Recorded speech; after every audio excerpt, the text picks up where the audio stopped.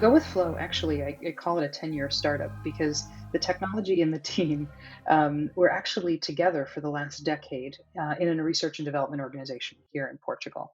So they were on the forefront of the first prototypes, the first testing that went on for electric mobility here in Portugal, including the software that's developed to drive the public charging infrastructure, working on some of the first EV chargers, looking at the first fleet electrification.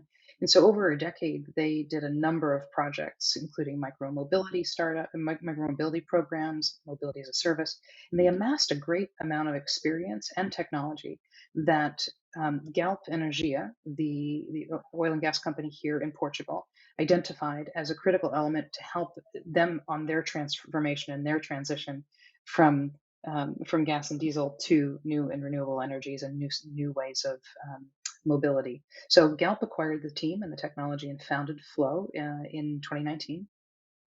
I joined in 2020 and moved in 2020 to come join the team and build it from there.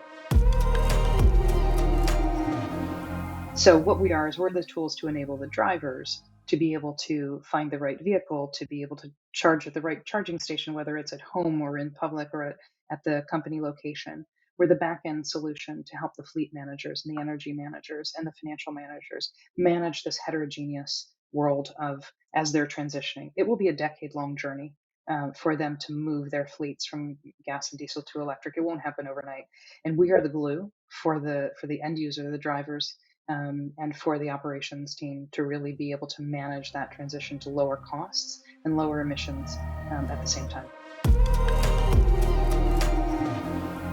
The clean tech space is everything from the manufacturing to the process to the financing to to everything.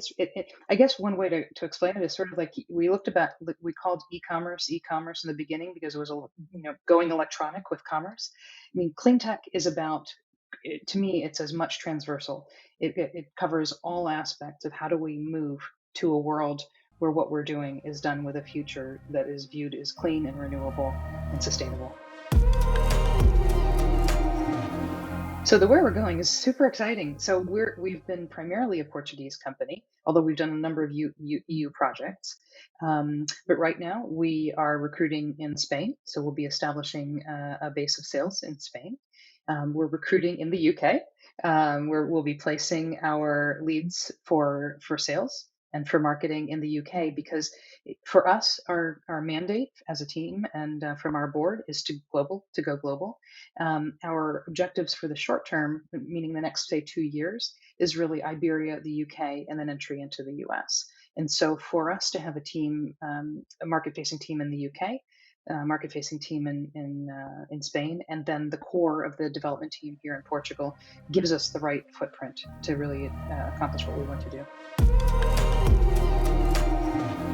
We are consciously in the recruiting process looking to make sure that we are, broad based in our search and looking to find people who will complement and build out the team in a diverse and inclusive way.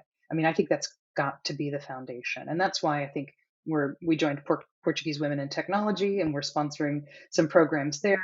It's really, it's not. I mean, we need more women in the company. We need more just diversity in general in the company, and that will come not only through the recruiting we're doing here, but by bringing these teams together in other geographies. And I'm super excited about it because I see what the power is of diversity in thought. Mentorship doesn't need to be necessarily a long-term commitment. It can be. It can be a regular touch point for coffee, but it can also be just that one conversation to pick and get some ideas and get energized and think in different ways. So I would say don't be shy. That's the biggest thing, is don't feel as if someone has to introduce you.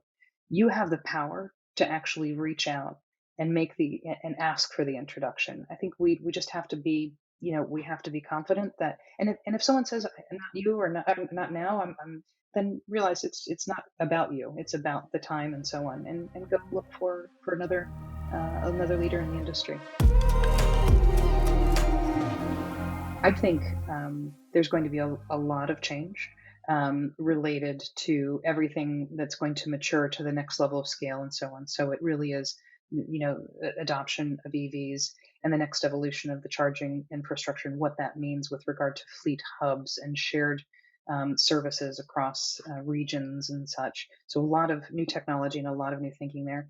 And then honestly, I'm really excited to see how solar and EVs together are married. Hydrogen evolves. There are some amazing things that are going to happen that are going to make impacts at the later part of this decade.